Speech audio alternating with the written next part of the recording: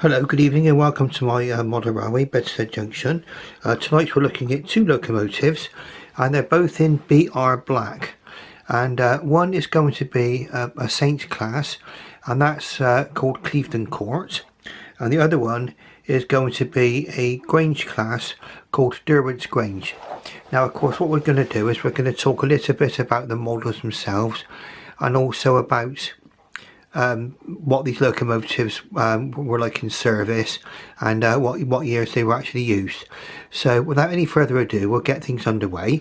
Now this is going to be Clevedon Court you'll be seeing go around now, and we'll just see if we can get it away. There we are, we're away now. This is the Saint class Clevedon Court. Now this is a model by Hornby. In fact they're both by Hornby. And this one I believe was from 1991.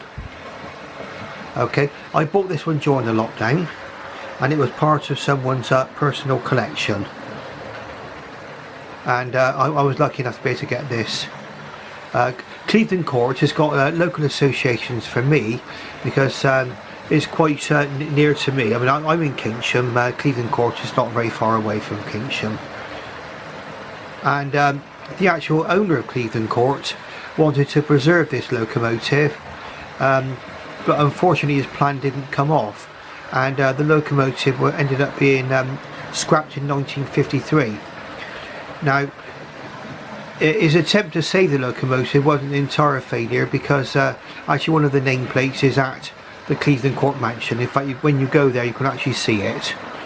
Okay, so if you ever go to visit Clevedon Court, and you want to see the number plate, obviously ask one of the guides where it can be seen. Now Clevedon Court itself is a Saint class, and the Saint classes were designed by George Jackson Churchward, the chief mechanical engineer of the Great Western Railway from 1902 to 1922. And then the Derwent's Grange was designed by his successor Charles Benjamin Collett, who was chief mechanical engineer from 1922 through to 1941. Okay, now this locomotive you can see going round is actually tender driven. Not that you'd know it really by watching it go round and round. Tender driven means exactly that, for those of you who don't know. The actual motor, the Ringford motor, is actually held within the tender rather than within the locomotive itself.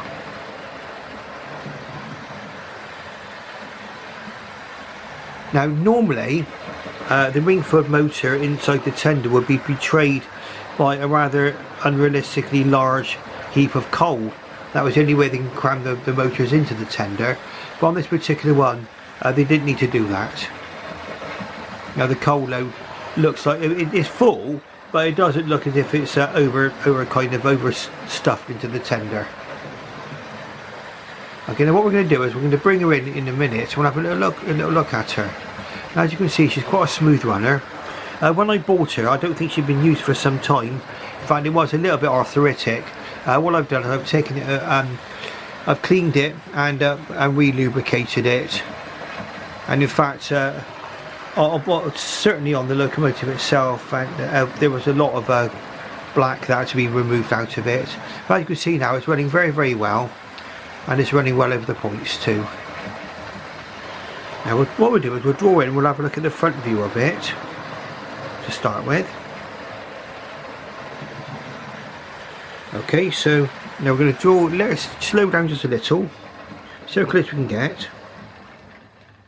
And there we are. There's the Saint class Clevedon Court. Now the Saint classes were the first of the 460s which were built for the Great Western Railway. And they were a result of experiments when the GWR drafted in some engines from France. I think they were compound locomotives of the Atlantic configuration rather than the 460, but it was decided to go with 460, and I would have thought that would have been so that the extra pair of driving wheels would give additional traction for the Great Western locomotives. Most of the line between, say, Paddington and Bristol and certainly along the Somerset levels is all pretty level, but then once you get past Newton Abbot, you do start to encounter a lot of hills. They're called steep banks, and that's where the extra traction would almost certainly come in handy of a 460. This one was a twin cylinder designed. The later ones, which was the Star class from Churchward, was a 4-cylinder design. But this is a predecessor of all 460 GWR locomotives. The final ones being the County class, which was built by Hawksworth. That was Collett's successor. So what we'll do now is we're going to start her up again and just move around the layout just a little bit, and we'll see if we can see what views we can get of her. Now what I'd like to do is be able to get a view of the cab, if I can. We'll see if we can from here.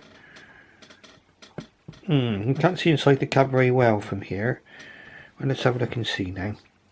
What I'm hoping to do is be able to illuminate the cab a little bit, and then you can see what I've actually done to this locomotive. Now I don't know if zooming is going to help at all with this, because we do, as I say, this is quite experimental with this camera, because we are experiencing one or two focusing issues with it. We'll see if we can let her settle down. It just takes a while for it to settle down, I think, to realise what it's actually trying to focus on. Now I think you can see the Loco Crew in there. Now if you just bear with me just one moment, I'll be back in just a second. Now I'm trying not to kick the tripod. That's a schoolboy error that I did when out filming the real thing. That's another story.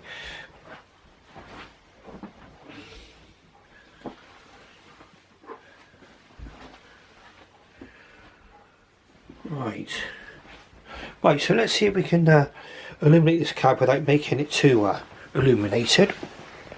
See if we can have a look inside. There we are. Now we can clearly see the Loco Crew. I've only just recently added this Loco Crew, and these are the Loco Crew is manufactured by P&D Marsh, and they're painted metal figures. Okay, when you buy them, they come in 2 sets of Loco Crews, and on this one he's got his left hand reaching up to one of the controls on the locomotive, and then I've posed the actual fireman. He's actually reaching into the tender for more coal. Okay, so that's Clevedon Court, and it's quite nice when you can get a Loco Crew into these particular class of locomotives, simply because the actual Loco Crews stand out quite well, because it's quite a small cab on these Churchward locomotives. The Collett cabs are a little bit more sheltered, but then it does make it a little bit more difficult to see the crew. There we are. That's a Loco Crew, and I think that actually brings the locomotive to life. Okay, so I'm going to zoom out again, zoom back, and we'll see if we can get back to focus. And then we're going to just get this locomotive underway again.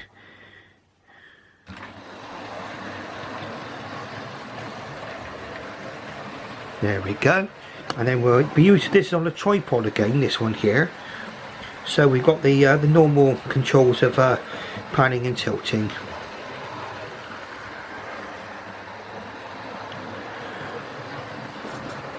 Now I think as long as I've got this illuminated a little bit better tonight as well. I put a little bit of a stronger bulb above the layout, and so it should be lit a little bit better for you to be able to see the locomotives more clearly. And also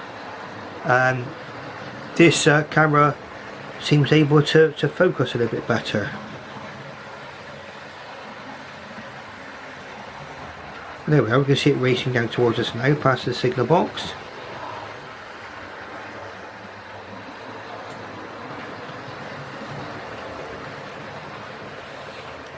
Now, one of the advantages of the Ringford motor is that you can actually repair a Ringford motor.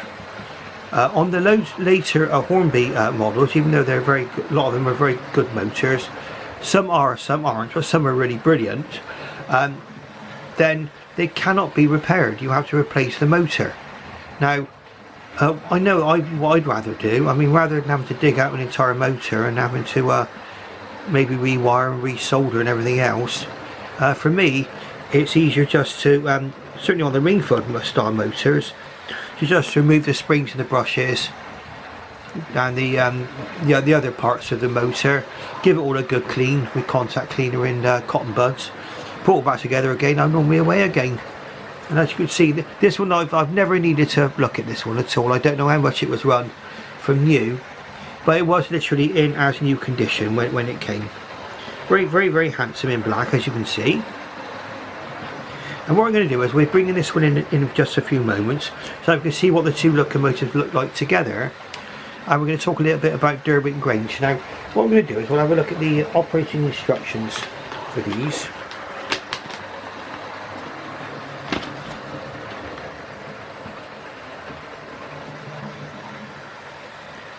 Now, it seems as if the instructions from Hornby Railways back then were more of a general type of instruction, so it wasn't specific to this particular kind of locomotive. It doesn't appear to be, but it does actually. The model number is this particular one. We'll see if we can bring the loco to rest just a moment, so we can have a proper look at this instruction leaflet. Now, let's see if we can move it in shot. Here we get to, there we are. R380 150491. Now I'm guessing that's the 15th of April 1991. Okay, this is more or less when I started my model railway hobby when I was in my 30s, but I didn't buy this one until the lockdown. Okay, so I will be showing some of my pre-lockdown locomotives. There's a fair selection of those as well. But as you can see, it's not a bad looking locomotive, is it? I mean, look at that, beautiful. Just there, you can see the two together there now. They're two black locomotives. And there's Derwent's Grange waiting for the right of way. So what we'll do now is we'll give this one moving forward again. There we are. And we'll stop her just at the signal. That's it. Okay, and then we're just going to bring her in. And what we're going to try and do is, there we are. We got a good view of the line there in the station. We can watch her. We can watch her coming in just a moment.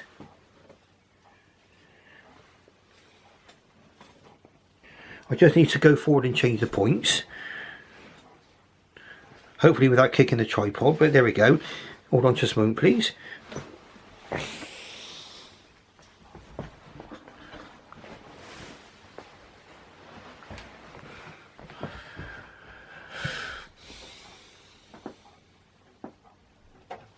There we are. That's the points changed now. So let's bring her in.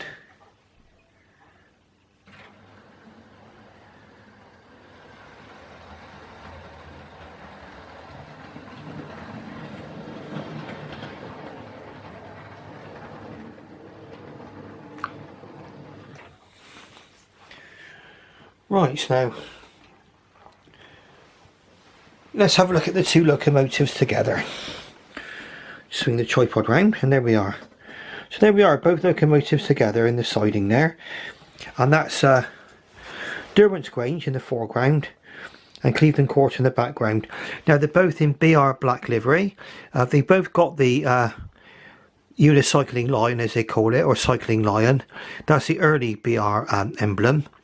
And they were originally, a lot of the locomotives when they came out from BR, when they were out shopped and into BR service, a lot of locomotives of all regions I think were coloured black. Now it may have been as a standardisation thing. It may have been that maybe black paint was easier to come by. It was just after not long after the war that nationalisation took place. And nationalisation was from 1948 onwards, and these locomotives, at least one of them at least would have bore the this crest from 1948 to the end of steam, and that's the Grange class there in the foreground. But in the background The Saint classes, I think they were all gone by about 1953, so they only won't be our service for a limited length of time. But some of the Saint classes, like Cleveland Court, had about 2 million miles of service before they were finally scrapped. But you can see them both together there.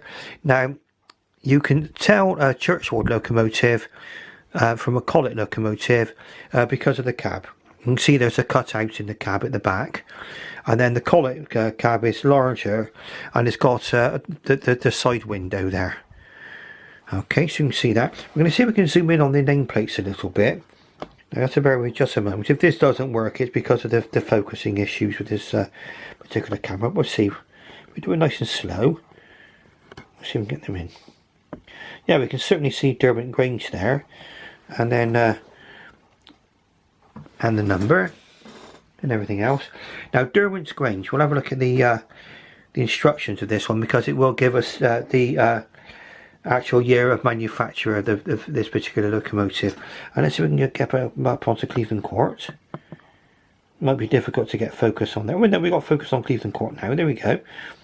Now, Cleveland Court, the nameplate is kind of red with gold lettering, whereas the Derwent Grange appears to have a black background. Okay, so they can see they've got the family resemblance, obviously, of the copper cap chimney and the safety valve covers, and the brass whistles,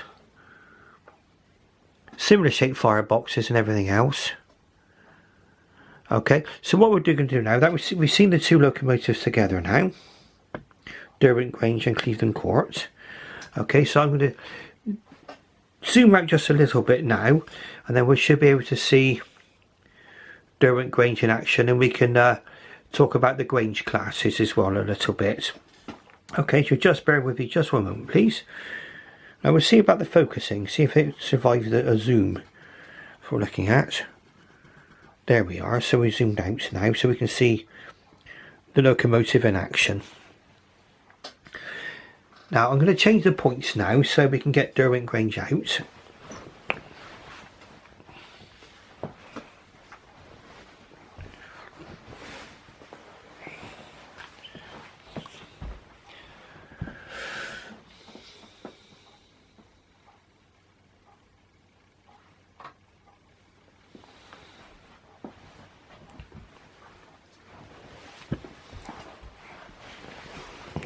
And we'll see if we can get a shot of her moving out of the station. So there we are, there's Derwent's Grange in the foreground.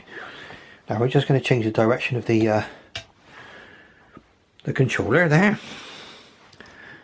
and we'll see if we can get her away. There we are, so she's moving away nicely there.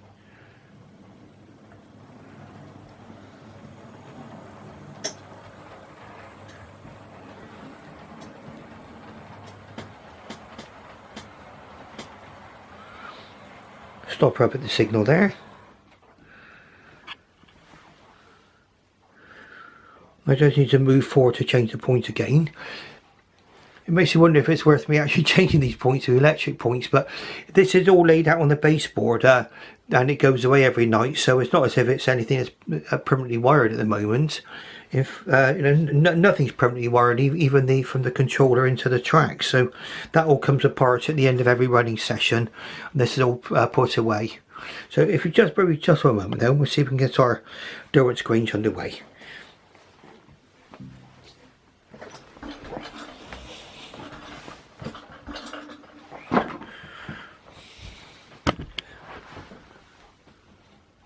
There we are, change of point. Sorry if it was a bit noisy getting out of my stall. The space here is quite restricted, and I need to fit in. Now if you just bear with me just for a moment. Okay, so now what we've got at the moment, we've got the battery symbol flashing on this camera, so I'm hoping to change over the battery, and I'll be back with you in just a few moments. Okay, so just bear with me. Right, okay, that's the battery change now. Now, sorry if there was a slight loss of continuity there, but we got Derwent Grange now waiting for the right of way. brand new battery in, the other battery is on charge. So we'll just get ourselves underway and we'll see how we get on. This is Derwent's Grange coming towards us now. Again, as you saw, in BR black. And you just saw the slight focusing problem there, and now it seems to have gathered itself now and gone back into focus. And we've got Derwent Grange coming towards us now again. Now, the Grange Classes, an interesting class of locomotive. Unfortunately, none of these survive in preservation. Okay, they were designed by Charles Benjamin Collett, and there were 80 of them built. Now, they were intended to be sort of to slot in between the Manor class, which was the lightest of the 460s, and the Hall class of locomotives, and each were built for a particular purpose, usually to be able to deal with lines where there were more restricted weight limits. Obviously, the Manor being the lightest, they were the most obviously restricted lines. But these locomotives acquitted themselves very, very well in service and were quite popular. They're quite popular for their power. I think the reason why they had a bit more power is that they had smaller wheels than the Hall. And in fact, what they were made from, a lot of the parts were actually used from moguls. So a lot of the 260 moguls were being withdrawn, which was previously a churchward design, and it was intended that the Grange class would have been far more numerous than just 80, but the actual onset of World War II actually stopped production, or at least stopped those certainly those amount of locomotives from being produced of the Grange class. And then after nationalisation in 1948, of course, then British Rail wanted to start building the standard class of locomotives, and everything of course being standardised on a more national basis. You can see that the locomotive is going around very, very nicely there. See it going through the station over there, and you can see Clevedon Courts there just come in. All the happy passengers being let out of the train. And what we're going to do is we're going to have a look and see on the instructions of this one. Now, I think the Grange class, they had a more specific instruction sheet. It's a much, much later model, and in fact it's DCC ready. In fact, at the time of the of Clevedon Court being produced by Hornby, I don't think there was any such thing as DCC. In fact, I'm still using the traditional method of powering my locomotives, which is the DC method. I've not seen the need to go over to DCC, digital command control, simply because I don't think there's any real purpose of it on a 6 foot by 4 foot layout. I mean, if I was running two locomotives on this main line, for example, they'd be chasing each other's tails. So that's why I don't do it. But obviously on much larger layouts, I would assume that's where DCC might come into its own. Now here we go. Now this one again does give you, I'll see if we can get focus in on it.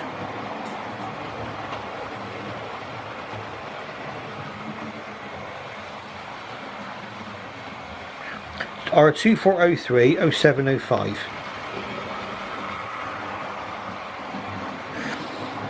The 6800 Grange class locomotive in tender, and the instructions are far more specific to this particular locomotive.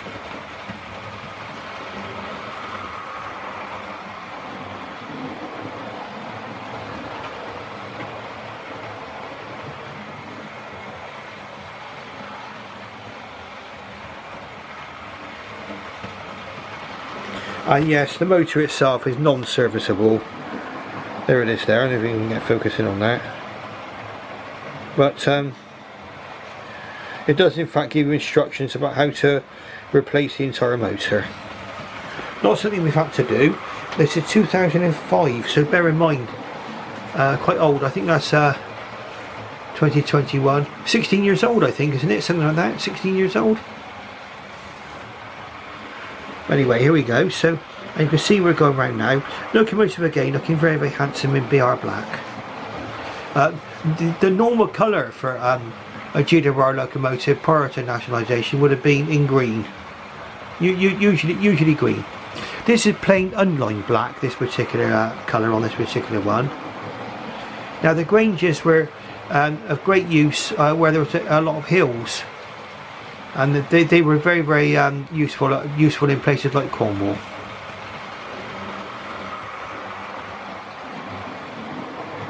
Now again, we're going to have another try and see if we can have a look at the cab of this particular locomotive. We'll pull her in first of all. We've had a look at her broadside. Let's see if we can have a look at her straight on. So we can get focus on it. There we go. It's coming to focus now. There we are. So there we are. Now we can clearly see the locomotive, what it looks like from above.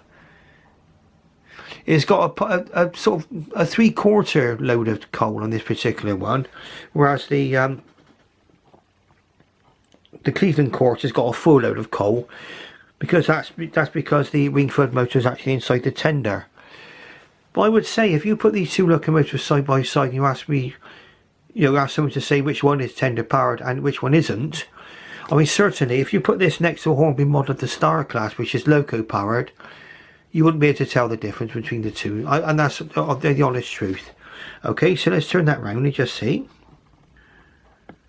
And some people obviously they prefer loco powered models because it's more realistic.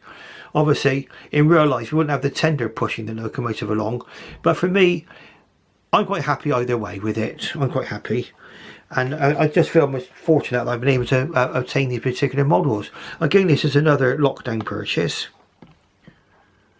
Okay, our little Grange class here, and what a lovely looking locomotive. We're going to bring it around just a little bit.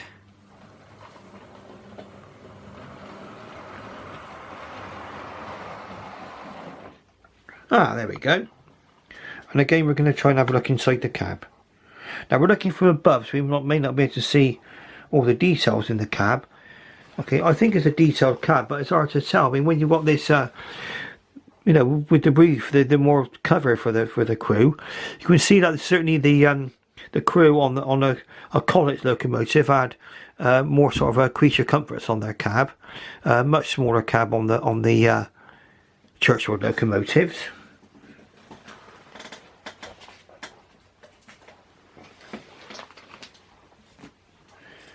But bear in mind, when the first GWR locomotives were built, I think like Firefly, I don't think they even had a cab.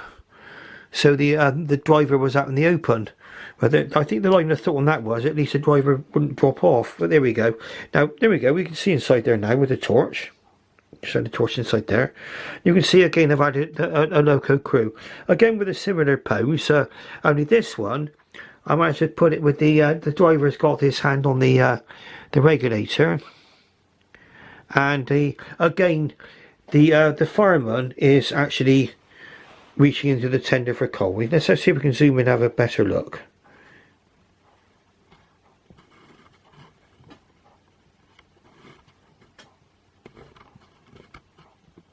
There, we're zoomed all the way in now. And you can see that quite well in there now. And also it's a detailed cab, which is quite nice. We can see the actual fireman there with his shovel, and the driver with his hand on the regulator. Okay, now what I'm going to be doing, whether or not, as some people say, that actually takes away the originality of the model, but I think actually putting a Loco Crew in adds towards the realism of it.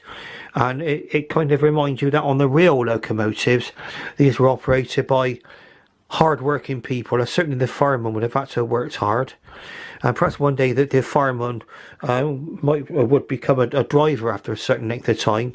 And certainly some of the top link drivers on the expresses would have had a year's service working their way up through the railway system in order to become a top link driver.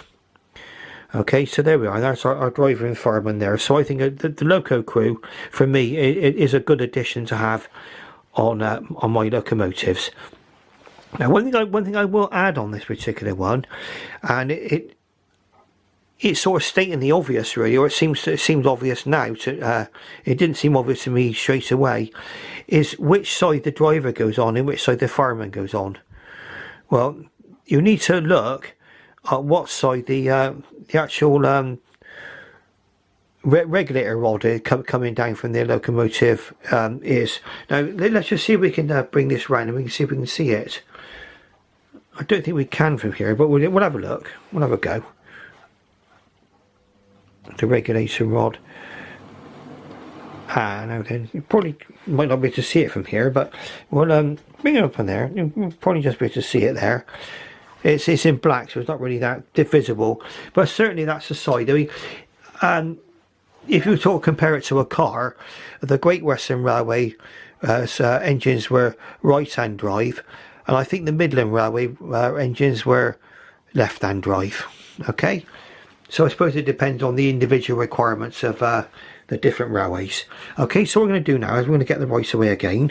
We're going to zoom out a little, so I think we can certainly stay in focus a little bit better if we're not zoomed in. So let's do that now, and we'll just watch it pull away.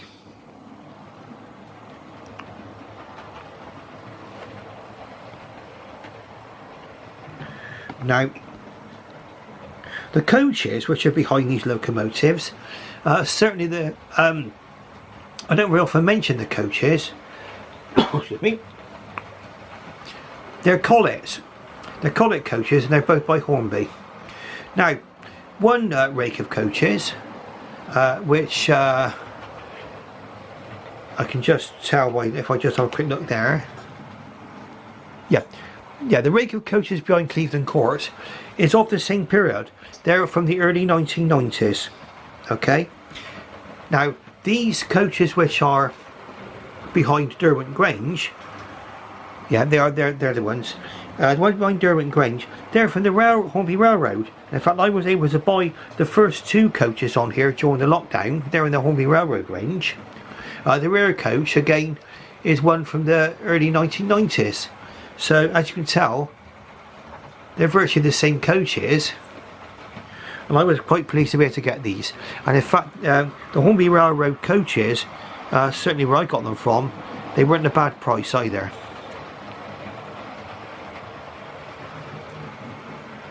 I mean, I think I paid about £12.50 for some, about somewhere between £10 and £12.50 for these coaches behind Clevedon Court, even back in the early 1990s. And I think these coaches, certainly at the front, they were less than £20 each. Still a bit of panning. Now, we're persevering with the camera. When you'll probably find me filming sometimes with a phone, and sometimes with this particular camera here. This camera is what they call a Canon M10, and it's it was the second of the series of Canon mirrorless cameras. I think they came out in about 2016. I bought this in 2017, and I've been using it ever since. More for stills photography than anything else, because as you can see, the autofocus in this particular one it's not what they call the dual pixel system, and so what it does, it takes a little while sometimes just to snap into focus. I'm going to give it a go and see if I can keep making videos with this particular camera, because I've got this actually on a tripod with pan and tilt. I think I said it in one of my previous locomotives about pan and tilt. Panning is from side to side. So say I was at a line side filming a locomotive, which I had before, you sort of follow it along by panning it, and then obviously tilt is going up and down, so you can keep it in camera range. Or going down a little bit there, but you can see there, look, I can follow the locomotive round on the tripod, and I've got that control. And also filming with a tripod rather than handheld, it has got the advantage. I mean, it'd be obvious to a lot of people on YouTube already, but for those of you who are starting out, much as I am on filming for YouTube, I found that obviously with a tripod you can have your hands free. once you've got actually the tripod set up, is all you need to do is use the lever to move the camera around to point in different directions. Okay, so these this video is very much an experimental one again, trying to see if I can get the good use from this particular camera for filming locomotives. There we are, Derwent's Grange. Now we'll have a little look and just see how these actually came, because it is important. I mean, I bought these as second-hand locomotives. Okay, and this might give you some idea about how well looked after these locomotives were. Just bear with me. I won't show the inner of each box, but this is the box which Cleveland Quartz came in. Bear in mind this is from 1991. Maybe we can get a focus in on that. There we are. We're focusing. Just a tiny little tear in the top there, but really this box, apart from that, was in as new condition.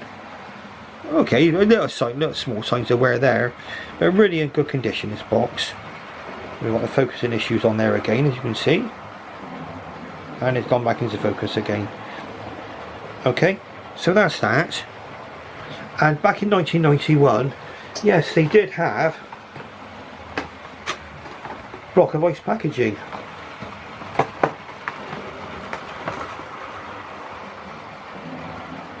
There, block of ice packaging. Okay, so that's how Cleveland Quartz came. And I'll just show you the outer of Derwent Grange's box. Now obviously the boxes aren't of interest to some people, but some people, I think when you buy a locomotive, I mean the condition of the box gives you a great idea about how well the locomotive's been looked after.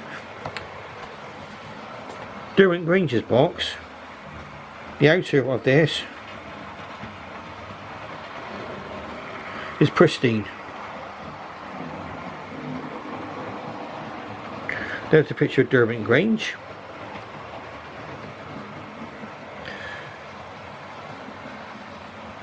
DCC ready.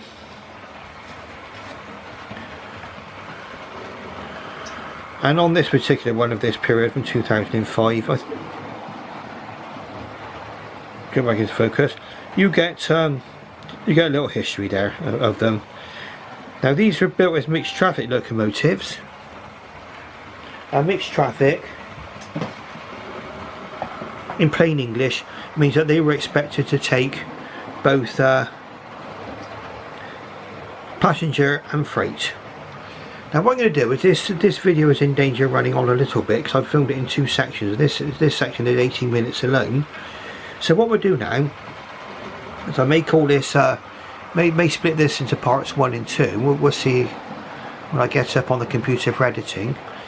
But this is the Grange class locomotive and the St class locomotive, both in the early BR black livery with the early BR crest. Okay, so I hope this has been of interest to you, and if you like what you see, then press like and subscribe and ring that little bell, and you'll be alerted to more videos from me. Okay, my channel is Paul Cherry Trains, and I'm going to bid you farewell now. And thank you very much for watching, and good night. Now it will be a little while before I get this actually out. I mean at the moment I think it's about 9:15 at night on a Wednesday evening, April the 21st, but I'm going to have to sort of look at this on the computer and edit it now, and it takes a while to render, so you might see this a little bit later, possibly tomorrow. Okay, but anyway, thank you very much for watching, and good night. Thank you. Bye bye.